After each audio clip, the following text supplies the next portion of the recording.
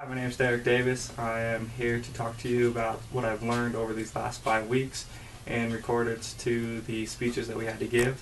Everything from the informative, persuasive, and the demonstrative. First of all, the very first speech that we had to give besides the bio, where we had to go and speak to our audience members for the first time and have them knock off, pretty much zip off whatever 3 questions that they had to on their mind for me to answer. I think was probably the most difficult speech to give out of any of the three additional speeches on top of that. Just basically, it was the first time I actually got to see my audience members.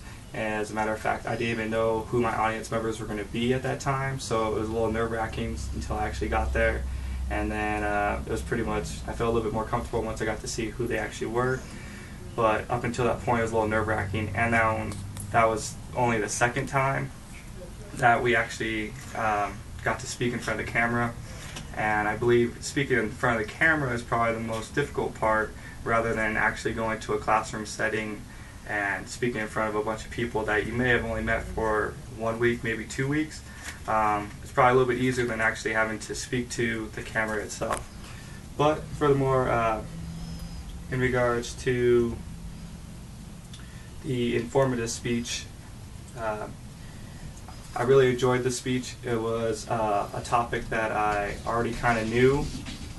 Basically, English Bulldogs. I had an English Bulldog, so all I had to pretty much do was give a little bit more in-depth knowledge to the audience and pretty much reiterate a bunch of facts to them, and it went pretty well for the most part. The overall flow of the speech went pretty much as I would have expected the speech to go. The only problem that I could really say that I had was the fact that it was the first time I had to orchestrate the speech and the PowerPoint at the same time. So at times I kind of noticed myself that I was running a little bit too fast.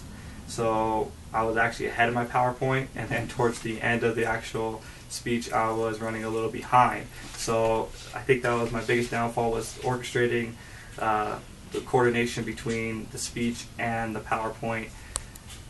Other than that, I think the informative speech went pretty much as I would have expected it to be. For the second speech, this was the demonstrative speech. This was by far probably the best speech. I think I actually enjoyed the demonstration. It was a very fun and creative thing to do. So it really wasn't nerve-wracking. Not to mention I had the butcher block right in front of me, so I got to put my hands somewhere instead of them just wandering aimlessly off. So sometimes I have an issue with my hands, so having the butcher block there was very comforting, and pretty much I just got to be myself for the most part. I don't think there was a lot of anxiety for that one, even though it may have come off that way. Actually, it was pretty easy going for the most part. So it was really good.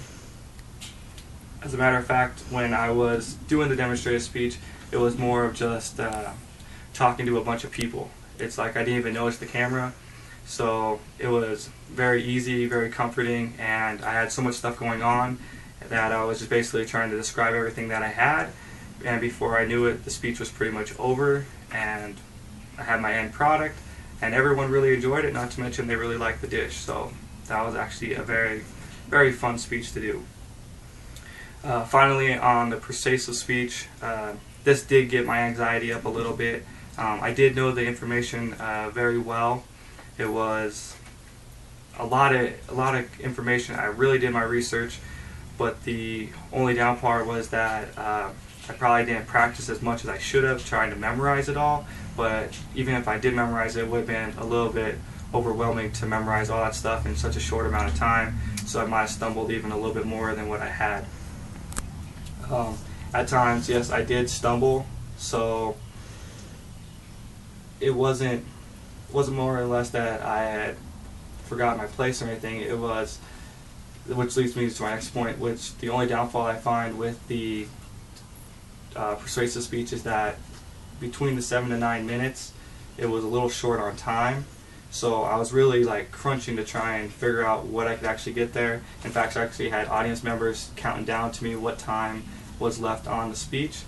And so once I got to the 7-minute mark, one of the points where it looked like I had lost my spot, I was actually trying to thumb through the note cards to try and figure out what I could potentially cut out and what I could still keep, but at the same time trying to wrap up a conclusion.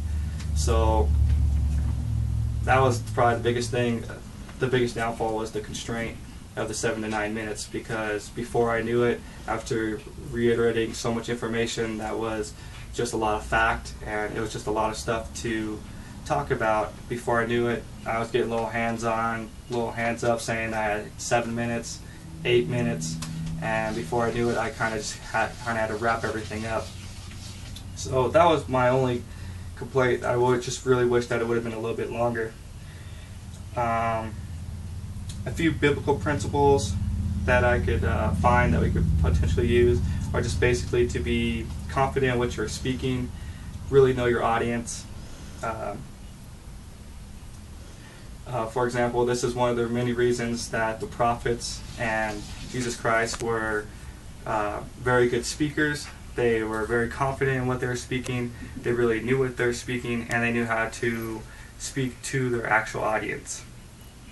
For example, with the loaves and the fishes story with Jesus Christ, he'd been preaching for a long time, talking to him for possibly several hours, and the sun was starting to go down. He knew that his audience was getting hungry. They knew they were starting to fidget, so he could gauge just off of what he was noticing from his audience.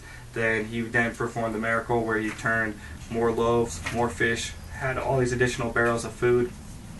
But that's just one way that he was confident, so no one wanted to leave his preaching, but at the same time he could see that they were hungry, so he provided a way to feed the whole entire crowd without losing basically the focus of his speech or the focus of his sermon that he was telling to everyone.